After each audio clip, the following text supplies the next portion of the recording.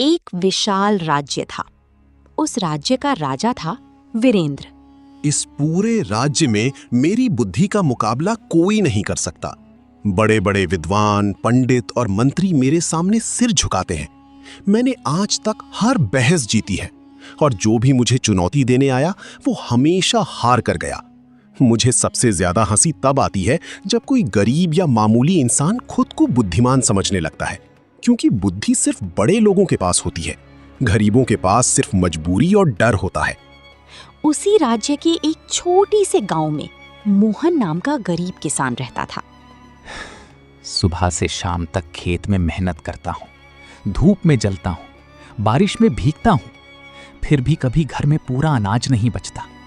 कभी फसल सूख जाती है, कभी साहूकार ब्याज बढ़ा देता है, कई बार तो बच्चों को भूखा सुलाना पड़ता है।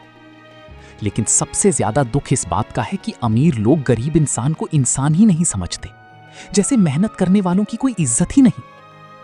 मोहन की पत्नी बहुत परेशान रहती थी। सुनिए जी, कब तक ऐसे ही जिंदगी कटेगी? बच्चे बड़े हो रहे हैं, घर में खाने तक की परेशानी है, ऊपर से साहूकार रोज घर आकर बेइज्जती करके जाता है। मैं आपको दिन रात मेहनत करते देखती हूँ, लेकिन किस्मत जैसे हमारा साथ ही नहीं दे रही।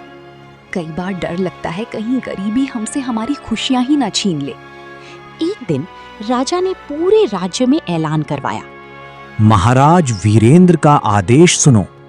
जो भी व्यक्ति महाराज को बुद्धि की प्रतियोगिता में हरा देगा उसे 100 सोने के सिक्के दिए जाएंगे, लेकिन अगर कोई हार गया तो उसे कई सालों तक जेल में रहना होगा। पूरा गांव डर गया। अरे भाई, ये कोई खेल नहीं है। राजा बहुत चालाक है, वो कभी किसी को जीतने नहीं देगा। पिछले साल भी एक पंडित गया था, आज तक जेल में सड़ रहा है। राजा को हराना आसान नहीं। उसके सवाल इतने मुश्किल होते हैं कि बड़े बड़े लोग चुप हो जाते हैं। गरीब आदमी तो उसके सामने खड़ा होने से भी डरता है। लेकिन मोहन चुप नहीं रहा। अगर गरीब आदमी डरता ही रहेगा तो जिंदगी भर लोग उसे दबाते रहेंगे। मैं जानता हूं मैं कोई बड़ा विद्वान नहीं हूं, लेकिन मेहनत करने वाला इंसान बेवकूफ नहीं होता। खेत इंसान को बहुत कुछ सिखाते हैं, धैर्य, समझ और जिंदगी की असली सच्चाई। अगर मैं हार भी गया तो कम से कम ये अफसोस नहीं रहेगा कि मैंने कोशिश नहीं की। मोहन की पत्नी घबरा गई। आप ये क्या कह रहे हैं? वो राजा है, अगर आप हार गए तो हमारे बच्चों का क्या होगा, मेरा क्या होगा? मैं आपको खो नहीं सकती। गरीबी सह लूंगी, भूख भी सह लूंगी, लेकिन आपको जेल जाते नहीं देख सकती। मुझे बहुत डर लग रहा है। डर मुझे भी लगता है, लेकिन हर बार डर कर पीछे हटना भी तो गलत है। अगर भगवान ने इंसान को दिमाग दिया है तो उसका इस्तेमाल करना चाहिए। शायद यही मौका हमारी किस्मत बदल दे। अगले दिन मोहन राजा के दरबार पहुंचा। तो तुम हो वो किसान जिसने मुझे चुनौती देने की हिम्मत की है? तुम्हें देखकर तो नहीं लगता कि तुम 2 सवालों का जवाब भी दे पाओगे। तुम्हारे जैसे लोग खेत जोतने के लिए ठीक है, राज दरबार में बुद्धि की बातें करने के लिए नहीं।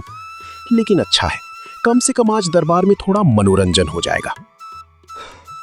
महाराज, इंसान की पहचान उसके कपड़ों या दौलत से नहीं होती।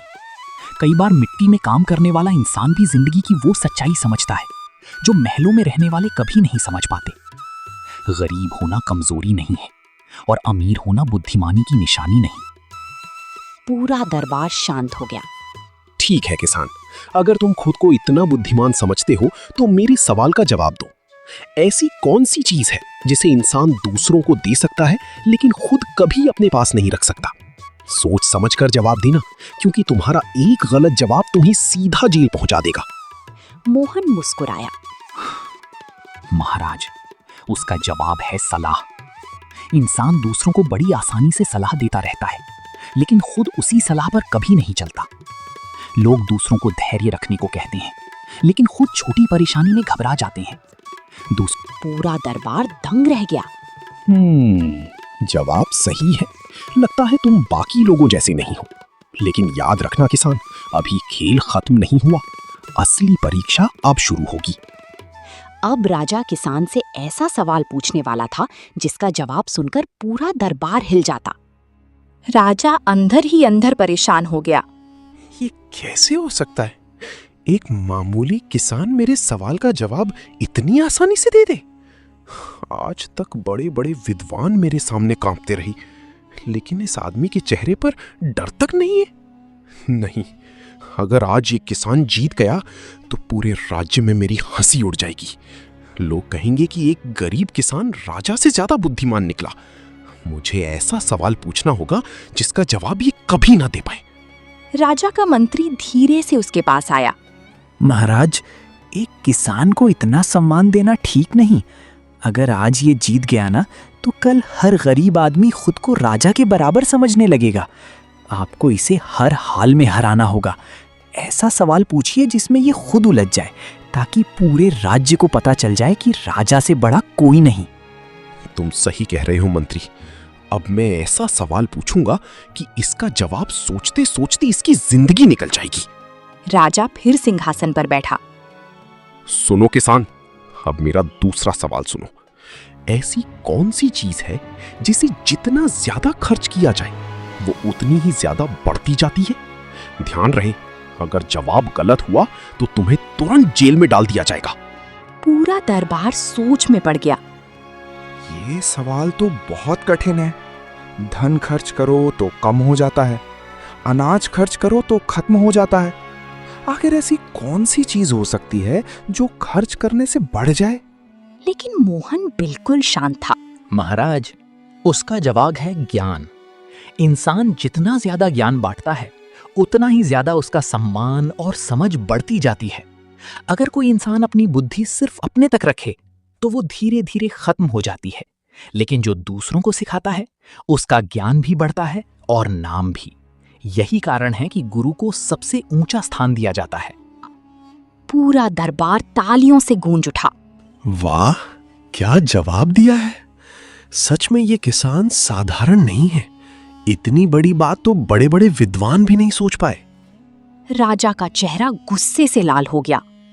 बस, बहुत हो गया। एक किसान की इतनी तारीफ? तुम लोग भूल रहे हो कि इस राज्य का राजा कौन है। अभी मैंने अपनी असली परीक्षा शुरू ही नहीं की। अब मैं ऐसा सवाल पूछूंगा कि इसका जवाब ना इस किसान के पास होगा ना इस पूरे दरबार में किसी के पास। पूरा दरबार शांत हो गया। किसान, अब बताओ, दुनिया में सबसे ताकतवर चीज क्या है?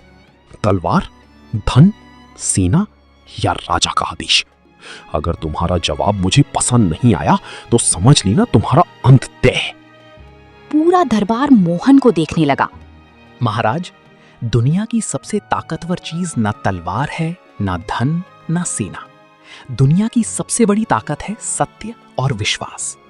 तलवार से इंसान डर सकता है, धन से इंसान खरीदा जा सकता है, सेना से राज्य जीते जा सकते हैं। लेकिन अगर किसी इंसान के पास लोगों का विश्वास ना हो तो वो अंदर से हमेशा कमजोर रहता है।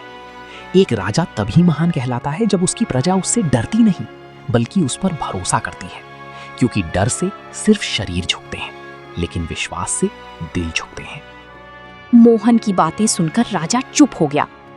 आज तक मैंने खुद को सबसे शक्तिशाली समझा, लेकिन आज पहली बार महसूस हो रहा है कि असली ताकत क्या होती है। मैंने हमेशा लोगों को डराकर राज किया, इसीलिए लोग मेरा सम्मान नहीं सिर्फ मुझसे डरते हैं। किसान, तुमने आज मेरी आंखें खोल दी। लेकिन मंत्री अंदर ही अंदर जल रहा था। नहीं, अगर ये किसान ऐसे ही जीतता रहा तो राजा का सबसे खास आदमी मैं नहीं रहूंगा।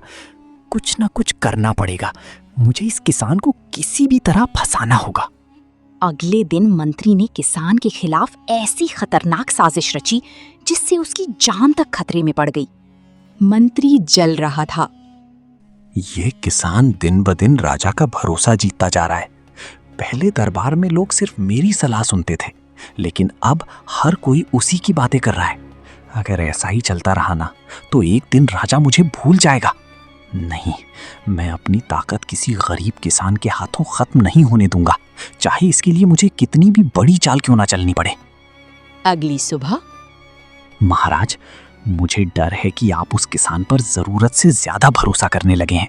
दुनिया में सबसे खतरनाक इंसान वही होता है जो मीठी बातें करके लोगों का दिल जीत ले। आज वो आपकी तारीफ करता है, कल वही जनता को आपके खिलाफ भड़का सकता है। आपने देखा नहीं, पूरा दरबार उसकी तारीफ करने लगा है। अगर अभी आपने उसे नहीं रोका तो लोग उसे आपसे बड़ा समझने लगेंगे। लेकिन उसने ऐसी कोई बात नहीं की जिससे लगे कि वो गलत इंसान है। उसकी बातों में समझदारी है और उसने अब तक हर सवाल का सही जवाब दिया है। महाराज, चालाक इंसान कभी जल्दी अपनी असली सोच नहीं दिखाता। वो पहले भरोसा जीतता है, फिर धीरे धीरे ताकत हासिल करता है। अगर आप सच जानना चाहते हैं तो उसकी आखिरी परीक्षा लीजिए, ऐसी परीक्षा जिसमें उसकी असली बुद्धि भी सामने आ जाए और उसका चरित्र भी। राजा सोच में पड़ गया।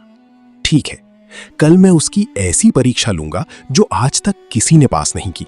अगर वो सच में बुद्धिमान है तो जीत जाएगा, और अगर सिर्फ किस्मत उसका साथ दे रही है तो सच्चाई सबके सामने आ जाएगी। अगले दिन मोहन दरबार पहुंचा। किसान, आज तुम्हारी आखिरी परीक्षा है। अगर तुम इसमें सफल हुए तो मैं मान जाऊंगा कि तुम सच में इस राज्य के सबसे बुद्धिमान व्यक्ति हो।